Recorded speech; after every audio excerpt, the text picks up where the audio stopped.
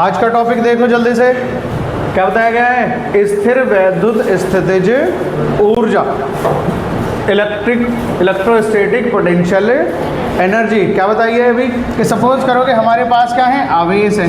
एक आवेश कहाँ है, ये है, और एक आवेश कहाँ है, अनंत पर है। कितना है आवेश, अनंत पर है।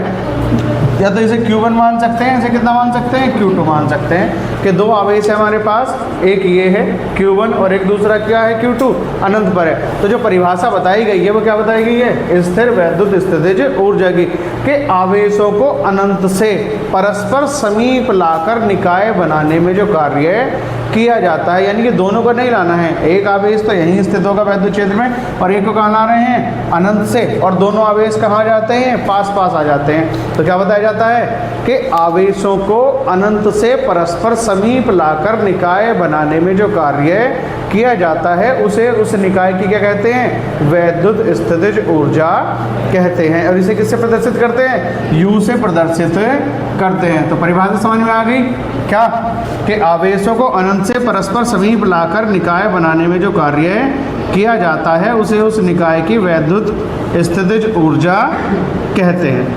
अब इसे किससे प्रदर्शित करते हैं, U से प्रदर्शित करते हैं। अब इसमें लिखना शुरू करो। क्या करना है, इसके लिए व्यंजक स्थापित करना है। लिखिए फिर इसमें, माना AB एक निकाय है, माना AB, एक कैपिटल A है और एक कैपिटल B है। AB एक निकाय है जो दो बिंदु आवेशों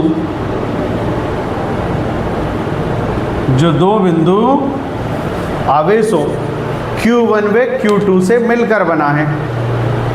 जो दो बिंदु आवेशों Q1 व Q2 से मिलकर बना है, जिनके बीच की दूरी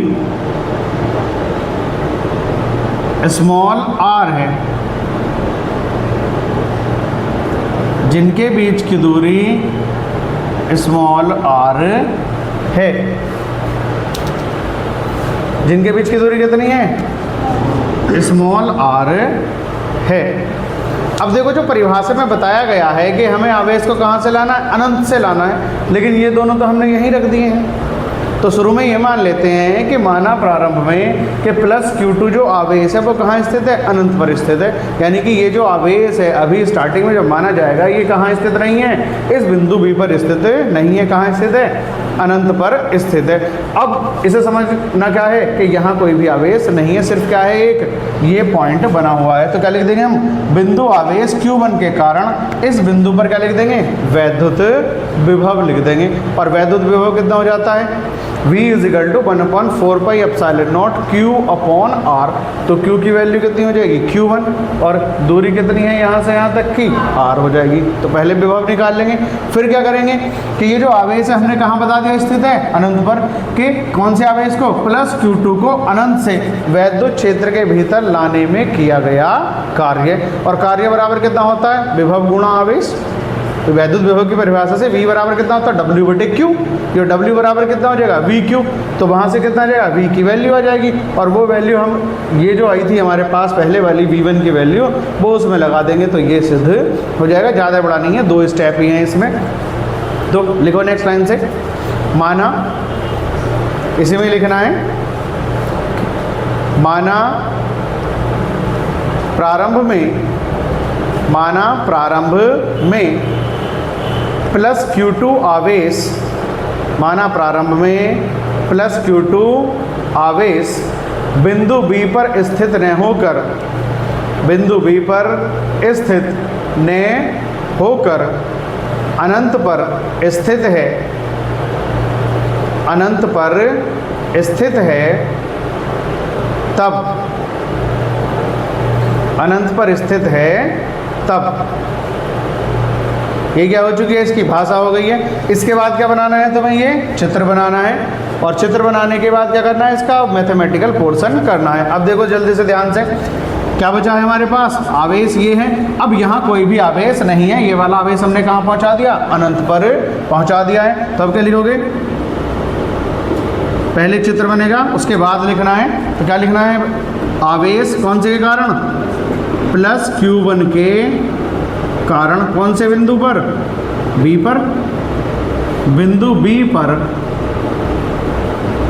वैद्युत विभव। अब देखो विभव कितना होता है, V = होता है 1/4πε0 Q/R, यही होता है। अब आवेश कितना है, Q1, दूरी कितनी होगी R, तो विभव भी कितना हो जाएगा, V1 हो जाएगा। तो आगे बात समझ में यहाँ तक, आवेश प्लस Q1 के कारण बिंदु B पर वैद्युत विभव, जो कि डेरिवेशन तुम्हें कराया है कि बिंदु आवेश के कारण किसी बिंदु पर वैद्युत विभव। अब ये Q1 क्यों आ रहा है, क्योंकि ये जो Q2 है अभी यहाँ स्थित नहीं है, ये कहाँ स्थित है, अनंत पर स्थित है। अब क्या लिखेंगे, V1 की वैल्यू आ चुकी है, यानी कि इस बिंदु पर V1 हो चुका है कितना, 1/4πε0 Q1/R। अब क्या लिखोगे कि आवेश Q2 को अनंत से बिंदु B तक लाने में किया गया कार्य। देखो ध्यान से देखो इधर, आवेश किसे, प्लस Q2 को कहां से, अनंत से कहां तक, बिंदु B तक लाने में किया गया कार्य।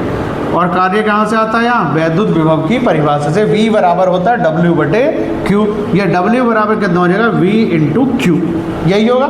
अब देखो Q, कौन से Q को ला रहे हैं हम, Q2 को ला रहे हैं कहाँ से, अनंत से, तो इसकी जगह तो हो जाएगा Q2। कहाँ तक ला रहे हैं, बिंदु B तक, और बिंदु B पर वैद्युत विभव तुमने अभी निकाला है कितना है, V1 है, यही तो दे रखा है।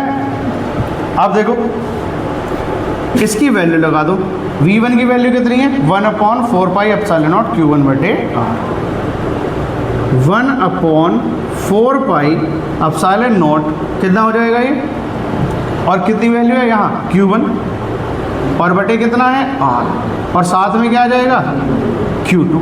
तो ये क्या हो चुका कार्य। परिभाषा क्या लिखी है तुमने कि आवेशों को अनंत से परस्पर समीप लाकर निकाय बनाने में जो कार्य किया जाता है वही क्या कहलाता है, उस निकाय की स्थिर वैद्युत स्थितिज ऊर्जा कहलाती है। तो यानी कि यही जो कार्य है किसे रिप्रेजेंट करेगा, निकाय की स्थिर वैद्युत ऊर्जा को प्रदर्शित करेगा। तो क्या लिख देंगे, यह कार्य ही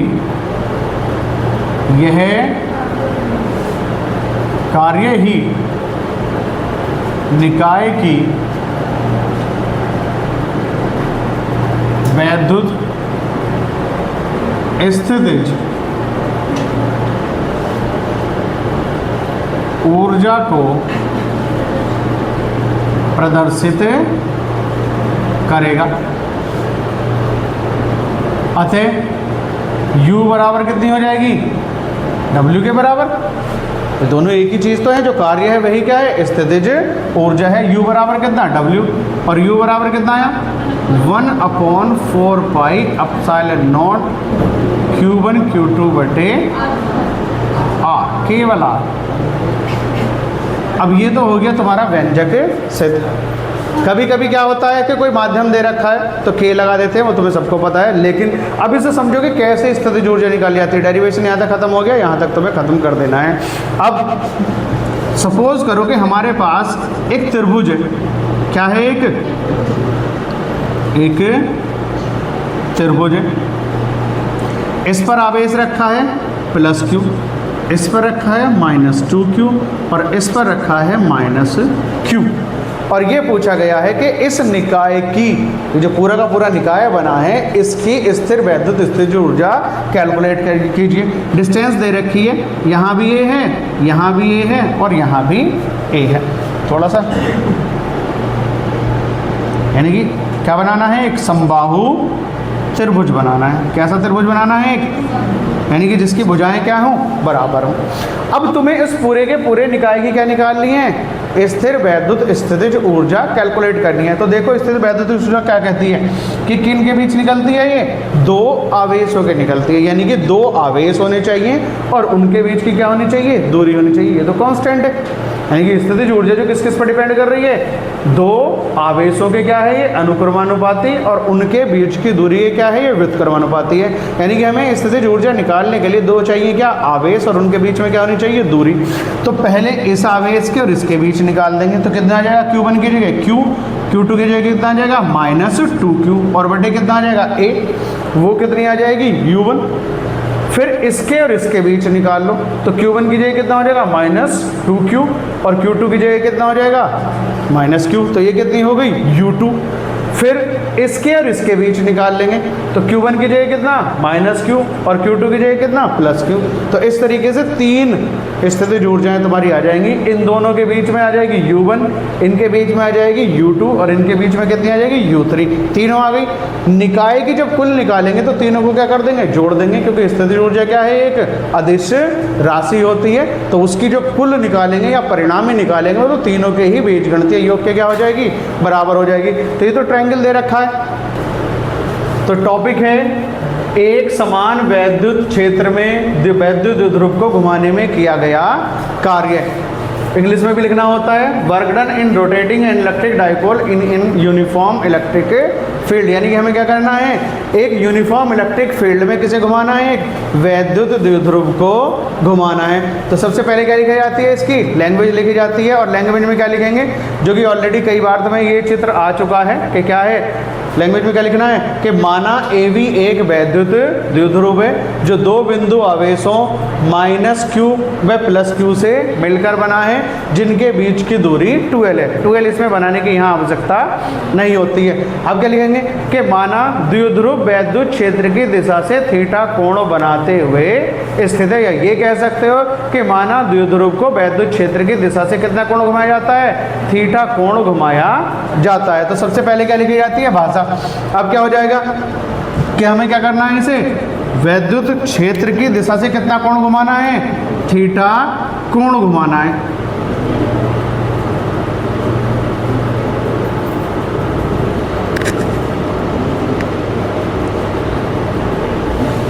लाइनें बिल्कुल सीधी खींचनी है, तो क्या बताया गया है तुम्हें, हमेशा क्या करना है, एक स्केल का यूज करना है चित्र बनाते समय।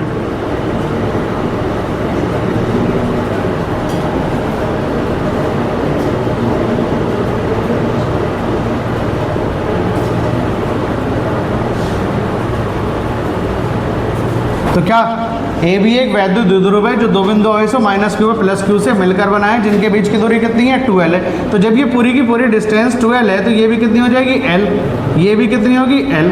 इस बिंदु को क्या मान लेंगे हम, O मान लेंगे। अब जब इसे घुमा दिया गया, कितना कोण घुमाया, थीटा, तो ये कोण भी थीटा होगा, ये भी थीटा होगा। और तुम्हें क्या बनाना है, साथ में एक वैद्युत क्षेत्र बनाना है, और वैद्युत क्षेत्र के लिए क्या कर दोगे, सीधी सीधी लाइन खींची जाती है, क्या बनाना है हमें, एक समान वैद्युत क्षेत्र। इस तरीके से क्या बना देंगे हम, एक समान वैद्युत क्षेत्र बना देंगे।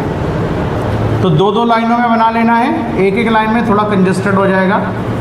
ये क्या है, एक समान वैद्युत क्षेत्र। तो हमने क्या कर दिया कि वैद्युत द्विध्रुव को, ये क्या है, वैद्युत क्षेत्र की दिशा।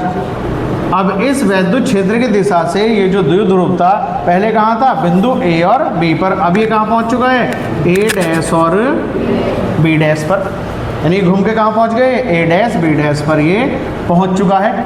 अब इसे घुमा दिया, तो जब भी कोई वैद्युत द्विध्रुव क्या करता है, वैद्युत क्षेत्र की दिशा से थीटा कोण बनाता है, तो प्रत्येक आवेश पर क्या लगता है, बल लगता है, और जो कि कितना होता है, QE। एक डेरिवेशन तुम्हें पहले पूरा ही कराया गया है बलयुग्म आघूर्ण के लिए व्यंजक, और उसमें यही चीज़ बताई गई थी कि प्रत्येक आवेश पर क्या लगता है, QE के बराबर बल क्या करता है, लगता है। तो यहाँ भी कितना लगेगा, QE, इस आवेश पर, इस पर भी कितना लगेगा, QE, क्योंकि ये जो कहाँ आया है, यहाँ। तो इस तरीके से क्या कर देंगे, इसे थोड़ा सा कर्व लेके इसे बना देंगे कि ये यहाँ से घूमकर कहाँ आ चुका है, यहाँ आ चुका है। अब देखो पहले स्थिति क्या थी इसकी, A, अब कितनी होगी, A', इसकी कितनी थी,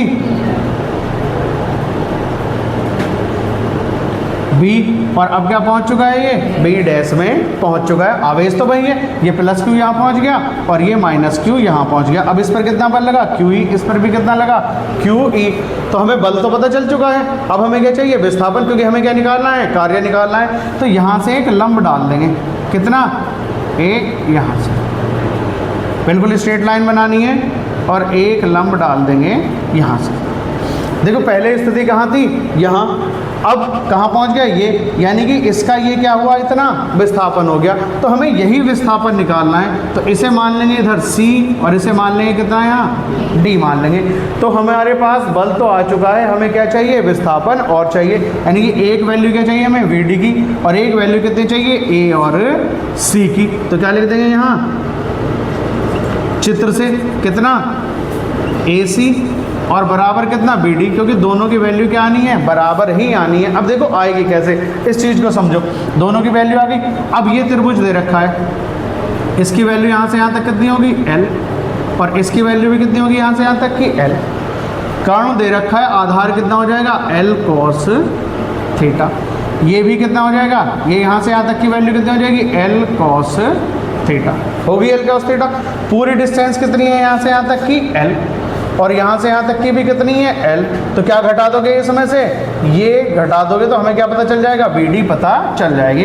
अब देखो कैसे कैसे घटेंगी, चाहे तो एक ही जगह कर लो या अलग अलग कर लो, एक ही बात होती है, उससे कोई फर्क नहीं पड़ रहा है। कितना है ये AC, तो AC अगर तुम्हें निकाल ली है तो तुम्हें क्या चाहिए OA, पूरी डिस्टेंस कितनी है यहाँ से यहाँ तक की OA और माइनस OC। OA की वैल्यू कितनी है L, क्योंकि पूरी डिस्टेंस कितनी होती है 2L, ये कितनी होगी L, ये भी कितनी होगी L, तो पूरी कितनी है ये L है, माइनस OC, OC कितनी है OC L cos थीटा। तो ये कितनी आ गई L cos थीटा। ऐसे ही कितनी आ जाएगी तुम्हारी BD आ जाएगी, BD बराबर भी देखो कितनी हो जाएगी OB और माइनस OD, OB माइनस हो जाएगी OD। तो L माइनस कितना आ जाएगा ये भी L cos थीटा। दोनों की वैल्यू या L को यही कॉमन ले लो, कितना आ जाएगा L तो आ जाएगा और 1 माइनस कॉस थीटा, ये भी कितना आ जाएगा L और 1 माइनस कॉस थीटा। यानी कि इसमें जो मेन काम है वो यही है, कौन सी वैल्यू निकालने का। फिर पहले स्थिति कहाँ थी B, अब कहाँ पहुँचा B डैश पर, तो यहाँ से एक लंब डाल लेंगे और ये क्या हो जाएगा इसका विस्थापन हो जाएगा। यानी कि हमें ये विस्थापन कैलकुलेट करना है। अब विस्थापन कैसे करोगे, पूरी लंबाई यहाँ से यहाँ तक की कितनी है L है और ये कितना जाएगा, क्योंकि ये क्या दे रखा है एक त्रिभुज बन चुका है, ये क्या हुआ थीटा। कर्ण दे रखा है, आधार निकालना है, तो आधार कितना होता है कर्ण इंटू कॉस थीटा। यहाँ भी कितना हो जाएगा, ये कर्ण की वैल्यू कितनी है L, क्या निकालना है तुम्हें, आधार कोण दे रखा है थीटा, तो कर्ण इंटू कॉस थीटा हो जाता है। ये तुम्हें सबको पता है, L cos थीटा ये हो गया, L cos थीटा ये हो गया। इस पूरी L में से L cos थीटा घटा दो तो तुम्हारे पास कितना आ जाएगा AC की वैल्यू आ जाएगी। यहाँ से कितनी आ जाएगी B और D की, तो AC और BD दोनों के मान क्या आ गए बराबर आ गए। अब क्या करोगे कि प्लस Q आवेश को घुमाने में किया गया कार्य और माइनस Q को घुमाने में किया गया कार्य, दो कार्य आ जाएंगे, दोनों को क्या कर दोगे जोड़ दोगे, तो तुम्हारा क्या आ जाएगा द्विध्रुव को घुमाने में किया गया कुल कार्य आ जाएगा। तो सबसे पहले क्या लिखोगे, कौन सा आवेश है, आवेश प्लस Q को घुमाने में किया गया कार्य, और कितना होगा W बराबर बल गुणा विस्थापन, और बल कितना है F और विस्थापन कितना है इसके लिए, यही तो है विस्थापन, कितना आया है BD। इसे कितना मान लेंगे W1, F की वैल्यू कितनी है QE, क्योंकि कितना बल रखता है QE के बराबर बल कार्य करता है, और ये कितना हो जाएगा L और 1 माइनस कॉस थीटा हो चुका है। यानी कि ये क्या लिखा हमने, आवेश प्लस Q को घुमाने में किया गया कार्य। अब कौन से को घुमाओगे, माइनस Q को, क्योंकि ये प्लस Q ऊपर गया, माइनस Q कहाँ आया नीचे है, तो घूमे तो दोनों ही है। अब कौन सा लिख दोगे, आवेश माइनस Q को घुमाने में किया गया कार्य, आवेश माइनस Q को घुमाने में किया गया कार्य बराबर कितना हो जाएगा, बल गुणा विस्थापन, ये भी इतना ही होगा। W बराबर बल कितना हो जाएगा QE, और विस्थापन कितना होगा, देखो बार बार लिखने की आवश्यकता नहीं है, विस्थापन कितना है इसका भी L into 1 minus cos theta. L into 1 minus cos theta, यही हो जाएगा। अब ये कितना हुआ W2, ये कितना हुआ W1, ये हो गया W2। अब क्या लिख दोगे, द्विध्रुव को घुमाने में किया गया कुल कार्य, और दोनों कार्यों को क्या कर दोगे, जोड़ दोगे। क्या लिखा जाएगा, द्विध्रुव को घुमाने में किया गया कुल कार्य, W बराबर कितना आ जाएगा, W1 प्लस W2। अब W1 की वैल्यू कितनी है, ये है, और W2 की भी सेम ही है, दोनों की वैल्यू सेम आ रही है। तो चाहे तो एक लाइन बढ़ा लो, कोई दिक्कत नहीं है, क्योंकि एक ही वैल्यू है तो 2 भी लिख सकते हैं शुरू में, कि दोनों के मान बराबर बराबर है, तो एक एक कितने हो जाएंगे, 2 हो जाएंगे। तो यहाँ भी कितना आ जाएगा, QE इंटू कॉस थीटा। तो वैल्यू कितनी हो जाएगी, सारी मिलकर कितनी हो जाएगी, 2QLE। एक काम कर लो, Q इंटू 2L और साथ में कितना E और 1 माइनस कॉस थीटा कर लो। और Q इंटू 2L किसका मान है, P का। किसका है ये, वैद्युत द्विध्रुव आघूर्ण का मान है। ये किसकी वैल्यू है, किसकी, P की। तो यहाँ लिख देंगे, चूंकि P बराबर होता है Q इंटू 2L, तो W बराबर कितना आ जाएगा, PE और 1 माइनस कॉस थीटा। ये क्या है, वैद्युत द्विध्रुव को वैद्युत क्षेत्र की दिशा से घुमाने में किया गया कार्य, W बराबर PE 1 माइनस कॉस थीटा। अब इसमें स्थितियां हो सकती हैं, विशेष स्थितियां समझते हो, कि फर्स्ट में लो कि जब क्या है, ये जो वैद्युत द्विध्रुव है वैद्युत क्षेत्र की ही क्या है, दिशा में है। वैद्युत द्विध्रुव क्या है, वैद्युत क्षेत्र की दिशा में है। तो कैसे लिख दोगे, वैद्युत द्विध्रुव क्षेत्र की ही दिशा में है, तो थीटा बराबर कितना आएगा, 0 डिग्री। भाई ये क्या है, वैद्युत क्षेत्र की दिशा, द्विध्रुव भी कहाँ है, इसी दिशा में ही है, तो कोण तो बनेगा ही नहीं, दोनों के बीच में कितना हो गया, 0। अब इसमें cos 0 लगा दोगे तो कितना आ जाएगा, cos 0 तो 0 ही हो गया, वो सॉरी cos 0 का मान कितना हो गया, 1। ये कितना हुआ, 1, और 1 माइनस 1 कितना हो जाएगा, 0। भाई cos 0 की वैल्यू कितनी होती है, 1 होती है, 1 में से 1 घटाओगे कितना बचेगा, 0 ही बचेगा। तो कुल कार्य कितना हो जाएगा, 0। यानी कि अगर वैद्युत द्विध्रुव वैद्युत क्षेत्र की ही दिशा में रखा है तो कोई कार्य नहीं हो रहा है, तो कार्य कितना आया, 0। अब दूसरी स्थिति देखो, यदि द्विध्रुव कहाँ है, क्षेत्र की दिशा के क्या है,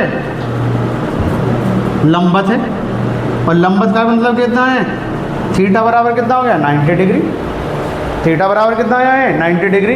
अब इसकी वैल्यू यहाँ 90 लगा दो, तो जब 90 आ जाएगा तो cos 90 की वैल्यू कितनी होगी, 0। तो ये यहाँ तक की वैल्यू तो 0 होगी, सिर्फ कितना बचेगा, PE बच जाएगा। W बराबर कितना आ जाएगा, PE। तो इस तरीके से अब कोण भी दे रखा होगा कोई सा, मानो 30 दे रखा है, 45 दे रखा है, 60 दे रखा है, तो उसी स्थिति में थीटा की वैल्यू तुम यहाँ लगा के किया गया कार्य कैलकुलेट कर सकते हो कि वैद्युत द्विध्रुव को किस में घुमाया जा रहा है, वैद्युत क्षेत्र की दिशा से घुमाया जा रहा है। तो बात क्लियर है, समझ में आ चुका है। तो पहले हमने क्या किया है, इसे थीटा कोण घुमा दिया है, ए के विस्थापन निकाला, ए के विस्थापन निकाला। मेन काम क्या है, विस्थापन निकालने का है, क्योंकि जब द्विध्रुव किससे स्थित होता है, वैद्युत क्षेत्र की दिशा में थीटा कोण पर होता है, तो प्रत्येक आवेश पर क्या लगते हैं, QE के बराबर बल कार्य करते हैं। तो बल तो ऑलरेडी हमारे पास आ ही जाता है, सिर्फ हमें क्या चाहिए, विस्थापन। विस्थापन हमने निकाल लिया, AC और BD दोनों क्या हैं, ये विस्थापन है, इनकी वैल्यू लगा दी। चाहे तो यहाँ विस्थापन को और लिख लेना, क्या निकाला हमने, यहाँ दूसरा विस्थापन कितना निकाला था, BD निकाला था, तो BD की वैल्यू यहाँ से लगा देंगे। इसे करो जल्दी।